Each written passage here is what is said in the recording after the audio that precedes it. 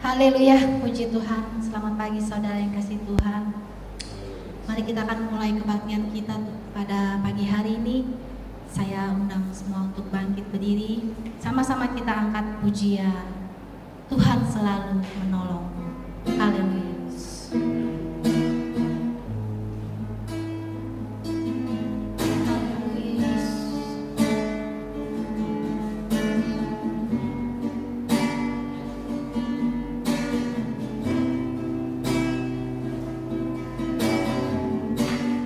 Musim akan selalu berganti, kasih Tuhan tetap abadi, tak akan berubah sampai selamanya.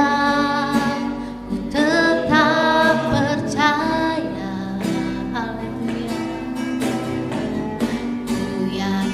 Tuhan memberkati, ku yakin Tuhan melindungi,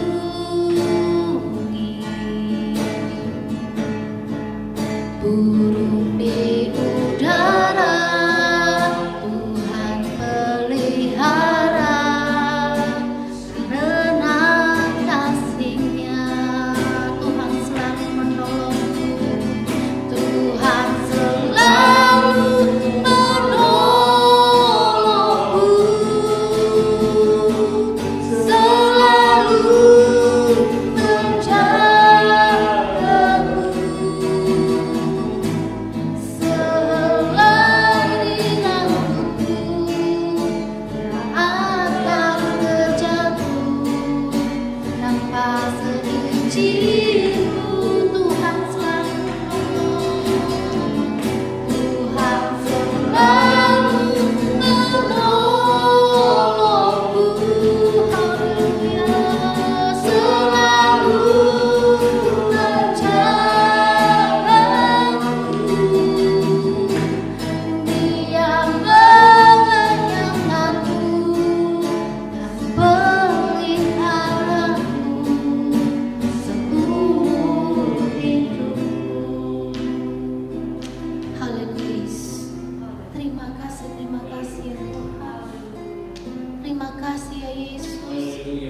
terpujilah Engkau ya Tuhan, terpujilah Engkau ya Bapa.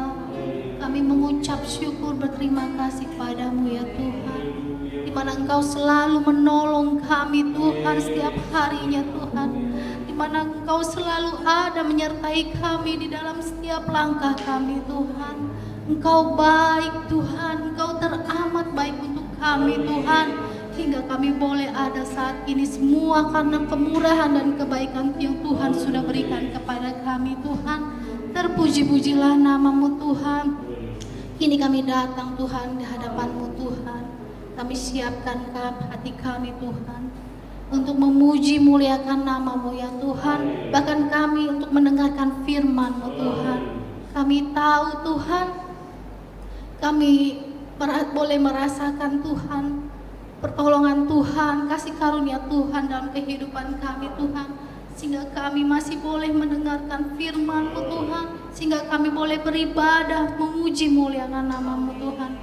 Pimpin Tuhan kebaktian kami Tuhan, dan memberkati Tuhan kami semua yang ada pada pagi hari ini, bahkan anak-anak-Mu yang ada di rumah Tuhan yang mengikuti ibadah ini Tuhan.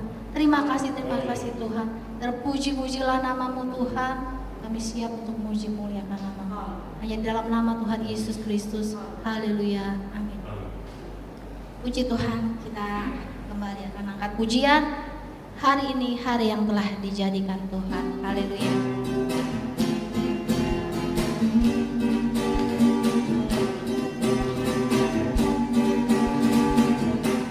Hari ini hari yang telah dijadikan Tuhan, mari kita bersuka. Haleluya. Hari ini hari yang telah dijadikan Tuhan,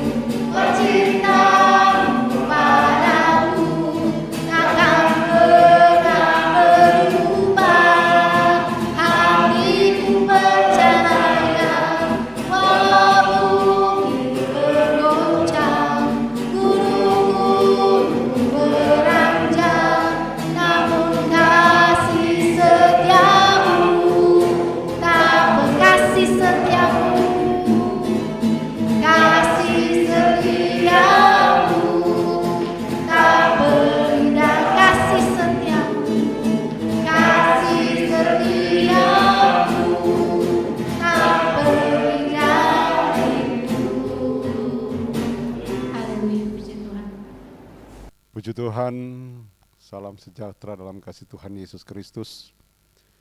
Sebentar kita akan mendengarkan kebenaran firman Tuhan. Untuk itu kita akan berdoa.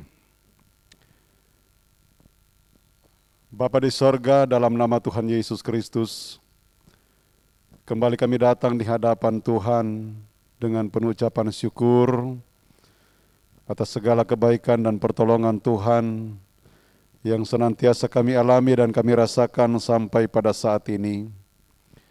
Sekalipun kami beribadah secara online, tetapi kami yakin bahwa Engkau hadir, Engkau bersama dengan kami, kuasa-Mu tidak dibatasi dengan keadaan, tetapi kami percaya Engkau akan selalu ada bersama dengan kami. Itulah sebabnya, sampaikanlah isi hati-Mu bagi kami semua melalui hamba-Mu. Urapi hamba-Mu, sembunyikan di belakang kayu salib-Mu. Biar kebenaran firman Allah yang disampaikan benar-benar mendapatkan tempat yang terbaik di dalam hati kami, akan membentuk hidup kami sebagai anak-anak Tuhan untuk menjadi lebih baik dibanding pada waktu-waktu yang lalu. Terima kasih Bapa, jamahlah kami semua, urapi setiap kami yang mendengarkan kebenaran firman Tuhan. Dengan pengucapan syukur kami sambut kebenaran firman Tuhan di dalam nama Tuhan Yesus Kristus. Haleluya. Amin. Puji Tuhan. Kembali pada saat ini kita akan mendengarkan kebenaran firman Tuhan. Kita tahu bahwa di hari-hari ini sebagai anak-anak Tuhan pun tidak terlepas dari masalah hidup, tantangan yang terjadi, teristimewa sampai pada saat ini COVID-19 belum berakhir, dan ini berdampak bukan hanya kepada orang yang tidak percaya kepada Tuhan, tetapi pun dirasakan, dialami, bahkan mungkin terjadi kepada anak-anak Tuhan, orang yang percaya kepada Tuhan. Dan ini adalah merupakan suatu hal yang menunjukkan bahwa sikap kita sebagai orang yang percaya, sebagai anak-anak Tuhan, atau katakanlah kekristenan kita diuji. Untuk itu kesempatan ini, judul khotbah saya adalah kekristenan yang benar. Kalau kita membaca di dalam Efesus pasalnya yang keempat, mulai ayatnya yang ke-17, dikatakan begini. Ayat 17 mulai, sebab itu kukatakan dan kutegaskan ini kepadamu di dalam Tuhan. Jangan hidup lagi sama seperti orang-orang yang tidak mengenal Allah, dengan pikirannya yang sia-sia, dan pengertiannya yang gelap, jauh dari hidup persekutuan dengan Allah, karena kebodohan yang ada di dalam mereka dan karena kedegilan hati mereka. Ayat 19, perasaan mereka telah tumpul, sehingga mereka menyerahkan diri kepada hawa nafsu dan mengerjakan dengan serakah segala macam kecemaran. Ayat 20, tetapi kamu bukan demikian. Kamu telah belajar mengenal Kristus. Rasul Paulus mengingatkan, memberitahukan kepada jemaat yang ada di Efesus agar mereka benar-benar menempatkan kekristenan mereka kepada posisi yang sesuai dengan kebenaran firman Allah. Karena ternyata bahwa terjadi sesuatu yang mengganjal peningkatan iman, mereka tidak bisa bertumbuh, bahkan kekristenan ada yang mereka perlihatkan hanya formalitas saja. Bahkan dikatakan mereka menjadi tumpul. Ada beberapa hal yang perlu kita perhatikan bahwa kekristenan kita harus benar di hadapan Tuhan. Yang pertama adalah atau ciri-ciri kekristenan yang sebenarnya. Yang pertama, hidupnya berbeda. Artinya saudara-saudara, hidup orang yang percaya itu berbeda dengan hidup orang yang tidak percaya kepada Tuhan. Dan di dalam ayatnya yang ke-17, di Efesus tadi dikatakan, Efesus 4 ayat 17, sebab itu kukatakan dan kutegaskan ini kepadamu di dalam Tuhan. Jangan hidup lagi sama seperti orang-orang yang tidak mengenal Allah dengan pikirannya yang sia-sia. Jadi Rasul Paulus mengingatkan harus ada perbedaan antara orang yang percaya kepada Tuhan dan orang yang tidak percaya kepada Tuhan. Orang yang mengenal Allah dan orang yang tidak mengenal Allah. Karena orang yang tidak mengenal Allah itu diperdaya dengan pikirannya yang sia-sia, kata firman Allah. Langkah yang pertama ini perlu kita perhatikan agar supaya kehidupan kekristenan kita ini mempunyai ciri yang benar, yang sebenarnya di hadapan Tuhan. Nah, ada satu contoh di dalam Kisah Para Rasul pasalnya yang kedua, ayatnya yang ke-41 ayat sampai ayatnya yang ke-47. Di sana mengungkapkan tentang jemaat yang mula-mula. Bagaimana hidup mereka? Mereka memperlihatkan perbedaan yang begitu luar biasa. Terjadi perubahan oleh karena kuasa Roh Kudus mengubah mereka. Dan di situ mereka memunculkan hal-hal yang luar biasa.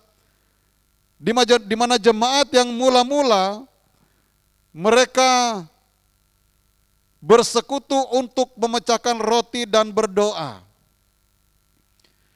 Ada persatuan, suka memuji Tuhan. Seorang yang berubah di hadapan Tuhan, seorang yang berbeda di hadapan Tuhan, dia memperlihatkan sesuatu yang indah, memperlihatkan sesuatu yang positif. Terjadi satu perubahan yang luar biasa. Dan itu dikerjakan oleh kuasa Roh Kudus. Ini bagian yang pertama. Dan bagian yang kedua, mengenal Tuhan atau mengenal Kristus. Hosea pasalnya yang ke-6,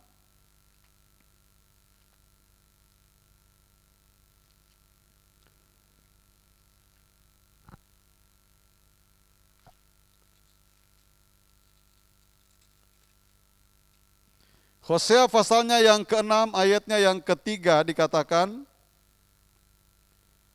marilah kita mengenal dan berusaha sungguh-sungguh mengenal Tuhan. Ia pasti muncul seperti fajar, ia akan datang kepada kita seperti hujan pada akhir musim yang mengairi bumi.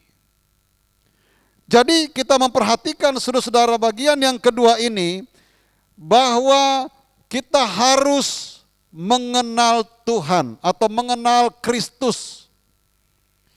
Marilah kita mengenal dan berusaha sungguh-sungguh mengenal Tuhan. Kalau kita merindukan, kalau kita mempunyai satu keinginan untuk dekat, untuk mengenal Tuhan, maka ada begitu banyak cara yang harus kita lakukan. Apakah itu kita menyembah Tuhan, memuji Tuhan, berdoa kepada Tuhan. Ini adalah merupakan cara-cara di mana kita bisa menghampiri Tuhan dan kita bisa mengenal Tuhan. Dan pada waktu kita mengenal Tuhan, kita memperhatikan di sini, Ia pasti muncul seperti fajar. Ia akan datang kepada kita seperti hujan. Seperti hujan pada akhir musim yang mengairi bumi. Artinya, kepedulian Tuhan kepada orang yang dekat atau mengenal Dia dengan sungguh-sungguh, itu adalah sesuatu yang penting. Tuhan akan memperhatikan, Tuhan akan mempedulikan, Tuhan tidak akan meninggalkan orang yang mengenal Dia dengan sungguh-sungguh. Itu bagian yang kedua. Dan bagian yang ketiga, menerima pengajaran. Kita perlu banyak belajar dari hal ini agar benar-benar kita mau mendalami, belajar tentang bagaimana kita bisa mengenal Tuhan, bagaimana kita bisa dekat dengan Tuhan. Yesaya pasalnya yang kelima, ayatnya yang ke-24. Sebenarnya intinya bagian C, tetapi kita membaca saja mulai ayatnya yang mulai pertama, bagian pertama. Dikatakan, sebab itu seperti lidah api memakan jerami, dan seperti rumput kering habis lenyap dalam nyala api. Demikian akar-akar mereka akan menjadi busuk, dan kuntumnya akan berterbangan seperti abu. Bagian ini kita perhatikan, oleh karena mereka telah menolak pengajaran Tuhan semesta alam dan menista firman yang Maha Kudus Allah Israel. Jadi bagian yang ketiga ini, kita perlu menerima pengajaran. Berapa banyak orang yang kemudian tidak suka dengan pengajaran yang benar. Dan kita memperhatikan hal ini, saudara-saudara, bahwa ada satu masa, ada satu ketika di mana bangsa Israel mereka menolak pengajaran. Sehingga hidup mereka dikatakan, sebab itu seperti lidah api memakan jerami, dan seperti rumput kering habis lenyap dalam nyala api. Demikian akar-akar mereka akan menjadi busuk dan kuntumnya akan berterbangan seperti abu. Inilah yang terjadi kalau seseorang menolak pengajaran. Tapi kita bersyukur kepada Tuhan. Sekalipun kita menghadapi tantangan, sekalipun kita menghadapi rintangan, masalah mungkin silih berganti. Tetapi kita percaya kepada Allah yang baik. Oleh karena kita menerima pengajaran, kita tidak menolak pengajaran Tuhan, maka percayalah Dia akan mempedulikan kita. Dia akan membebaskan kita dari segala masalah yang kita hadapi. Teristimewa Dia akan memberikan semangat, memberikan kekuatan, memberikan jalan keluar kepada setiap masalah yang kita hadapi. Karena Dia adalah Tuhan yang sangat peduli dengan orang-orang yang percaya dengan sungguh-sungguh kepadanya. Dan bagian yang terakhir, bagian yang keempat adalah mengalami pembaharuan. Orang yang percaya kepada Tuhan, kekristenan yang benar, dia harus mengalami pembaharuan.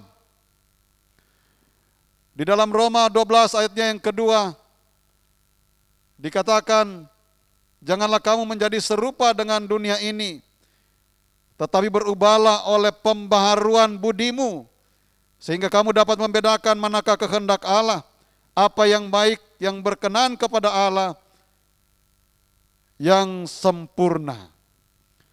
Jadi ini penting dalam kehidupan kita sebagai orang yang percaya kepada Tuhan. Harus ada pembaharuan. Kalau dulu mungkin kita melakukan begitu banyak dosa, oleh karena kita percaya kepada Tuhan, kita diselamatkan, lalu kemudian kita harus memperlihatkan perubahan. Ada pembaruan di dalam kehidupan kita. Cara berpikir kita, tindakan kita, sikap kita, mungkin cara tutur kita, itu berbeda dengan sebelum kita percaya kepada Tuhan. Dan ini semua hanya dapat dilakukan oleh kekuatan kuasa Roh Kudus. Tuhan akan menyatakan kuasanya dalam kehidupan kita. Namun Dia inginkan juga kita harus perlu berusaha. Seperti dikatakan tadi, kita harus perlu berusaha mengenal Tuhan dengan sungguh-sungguh. Harus ada usaha dari kita. Tentu kita tidak bisa, tetapi ketika kita punya kerinduan, ketika kita mempunyai pemikiran yang benar di hadapan Tuhan, maka Tuhan akan mengarahkan, Dia akan memberikan jalan, Dia akan memberikan kekuatan di dalam kehidupan kita, sehingga kita bisa mempunyai kemampuan untuk mengerti kehendak dan rencana Tuhan di dalam kehidupan kita. Inilah firman Allah yang dapat saya sampaikan kepada kita sekalian. Biar kita benar-benar mengintrospeksi diri. Apakah kita sudah menjadi Kristen yang benar atau belum? Sebab seorang Kristen yang benar, dia tidak terlepas dari ujian. Ujian justru datang untuk memberikan pertumbuhan, memperteguh keyakinan percayanya kepada Tuhan. Sehingga ketika dia bisa lulus melewati ujian, maka di situ akan kelihatan ada peningkatan iman. Ada peningkatan rohani di dalam orang-orang ini. Dan mari kita sebagai anak-anak Tuhan yang sudah mungkin sekian banyak tahun, mungkin dari kecil kita sudah menjadi Kristen. Tetapi dapatkah kita mempelajari atau adakah kita bertumbuh atau tidak? Kita tahu bahwa pertumbuhan itu harus melalui banyak hal. Tapi kita percaya bahwa Tuhan tahu akan kerinduan hati kita. Sehingga pada waktunya kita boleh mendapatkan satu pengertian bahwa kita perlu menjadi orang Kristen yang benar di hadapan Tuhan. Tuhan kiranya memberkati kita sekalian. Kiranya Tuhan membukakan pikiran hati kita untuk mendengar suara Tuhan, untuk mendengar kebenaran firman Tuhan.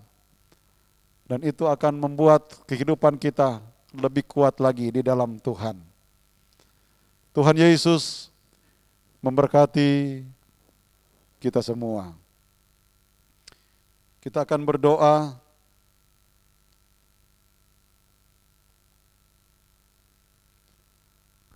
Mari kita berdoa. Bapa di sorga, dalam nama Tuhan Yesus Kristus, kami sudah mendengarkan kebenaran firman-Mu. Tanamkan firman-Mu di dalam hati kami, agar firman-Mu yang kami dengar benar-benar menjadikan kami orang-orang yang percaya sesuai dengan firman Tuhan. Sebagai anak-anak Tuhan, kami boleh mempunyai dampak yang baik, dan kami diperbaharui karena ada kuasa Tuhan di dalam setiap kehidupan kami. Bapa, terima kasih. Teruslah Engkau berikan kekuatan kepada kami. Teruslah Engkau melawat kami, Tuhan. Bahkan kami berdoa pada saat ini, kalau ada umat-Mu yang dalam keadaan sakit, ulurkan tangan-Mu untuk menjamah mereka. Engkau pulihkan, Engkau sembuhkan dalam nama Tuhan Yesus Kristus. Sakit apapun yang mereka derita. Mungkin ada yang terkena COVID-19. Tuhan, dalam nama Tuhan Yesus Kristus Engkau pulihkan. Biar mereka boleh merasakan pertolongan Tuhan. Di dalamnya nama Tuhan dipuji, dipermuliakan. Masalah-masalah yang dihadapi oleh umat Tuhan, apapun bentuk masalah yang mereka hadapi, Tuhan kiranya menolong mereka, memberikan kekuatan, memberikan jalan keluar yang terbaik. Sebab Engkau Allah yang mengenal dan mengetahui kemampuan kami semua. Dan Engkau pasti memberikan jalan keluar yang terbaik dalam setiap masalah yang kami hadapi. Terima kasih Bapa di sorga. Terima kasih Tuhan Yesus. Kesempatan ini pun kami tetap berdoa, menyerahkan kepada Tuhan buat bangsa, negara, dan pemerintah yang ada di Indonesia. Tolonglah bangsa kami ini, pulihkan bangsa kami ini, bangkitkan semangat bangsa ini untuk melihat jauh ke depan, bahwa ada rencana Tuhan yang indah buat bangsa kami ini. Selamatkanlah bangsa kami ini ya Tuhan.